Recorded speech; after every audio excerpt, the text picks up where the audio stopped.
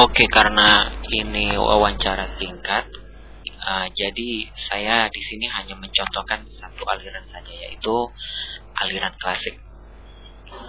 Saya menyebut aliran klasik dari filsafat Indonesia ini, yaitu aliran adat. Kenapa saya sebut aliran adat? Karena memang filsafat suku-suku asli yang menetap di zaman yang pada saat itu belum dinamakan Indonesia ya, karena Indonesia pada saat Indonesia itu baru terkenal pada tahun 1945. Jadi yang dimaksud filsafat adat ini adalah filsafat asli yang dikembangkan oleh suku-suku yang sudah memiliki peradaban yang tinggi, kebudayaan yang tinggi di zaman pra Indonesia. Kenapa saya sebut filsafat klasik atau aliran klasik ini saya sebut dengan aliran adat atau filsafat adat? Karena memang mereka menamakan sendiri filsafat mereka sebagai adat, gitu kan. Memang ada juga yang menafikan keberadaan filsafat adat ini, misalnya Sultan Takdir Ali Shahbana misalnya. Saya ingat itu dalam salah satu makalah beliau yang judulnya, kalau nggak salah ya, judulnya itu Kesatuan Asia Tenggara dan Tugasnya di Masa Depan. Nah, di dalam tulisan itu Sultan Takdir Ali Shahbana mengatakan pada zaman yang dikenal sebagai zaman poros sejarah, yaitu sekitar 500 tahun sebelum Masehi,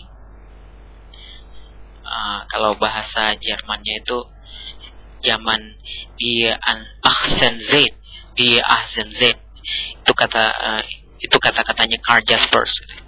Nah, di zaman di Ahzenzeit ini atau di zaman poros sejarah ini, hampir di saat yang bersamaan itu muncul filosof-filosof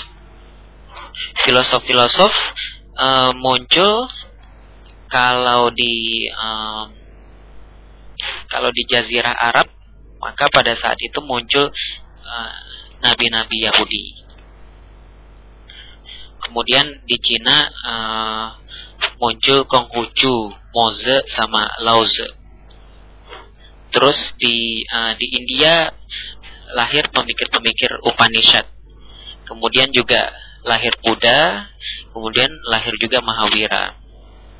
Sedangkan di Yunani pada saat itu muncul Parmenides, Herakleitos, dan Plato.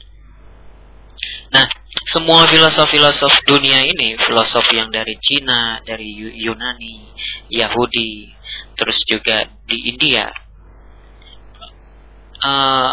filosof ini hidup hampir di zaman yang bersamaan, dan semua filosof dari peradaban besar dunia itu tadi mempunyai satu kesamaan.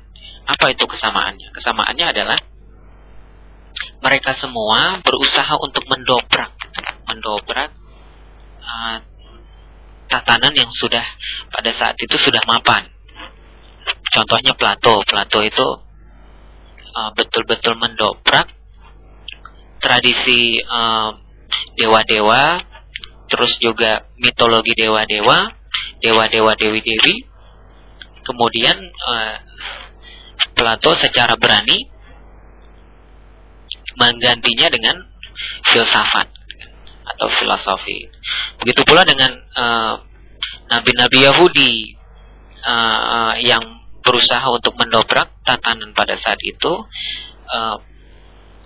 agama aslinya orang Timur Tengah yang masih juga menyembah dewa-dewa, dewi-dewi. Lantas kemudian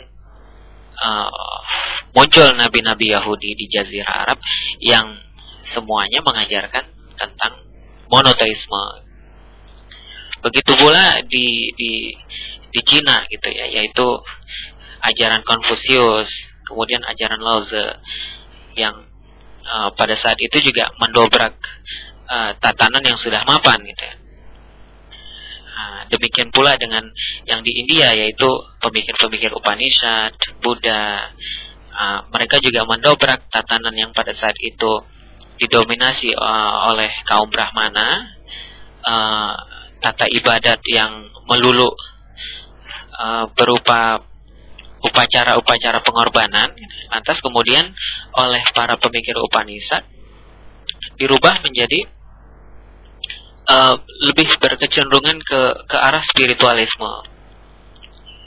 Nah, jadi pertanyaannya kemudian pada saat di zaman poros sejarah itu semua filosof di dunia itu muncul, kata Sultan Takdir Ali Shahbana.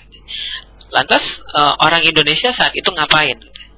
Orang Nusantara saat itu ngapain? Lantas dijawab oleh Sultan Takdir Ali Shahbana dalam artikelnya itu, bahwa orang Indonesia saat itu lagi asik-asiknya menyeberang dari satu pulau ke pulau lain, menyeberang dari satu laut ke laut lain. Kalau kata Sultan Takdir, mereka itu seperti didorong oleh suatu motivasi kuat untuk terus-menerus mengarungi lautan, dari pulau ke pulau gitu ya. Sehingga secara ironis Sultan Takdir mengatakan bahwa ya bagaimana mungkin orang Nusantara saat itu menghasilkan sebuah filsafat sebagaimana para filosof-filosof yang tadi sudah saya sebutkan tadi gitu ya, yang lahir di India, lahir di Jazirah Arab, kemudian juga lahir di Cina gitu ya. Nah, bagaimana mungkin filosof lahir? Karena pada saat itu, pada saat yang bersamaan, orang-orang Nusantara lagi asik-asiknya mengarungi lautan gitu. Jadi dengan demikian Sultan Takdir menafikan adanya tradisi filsafat asli.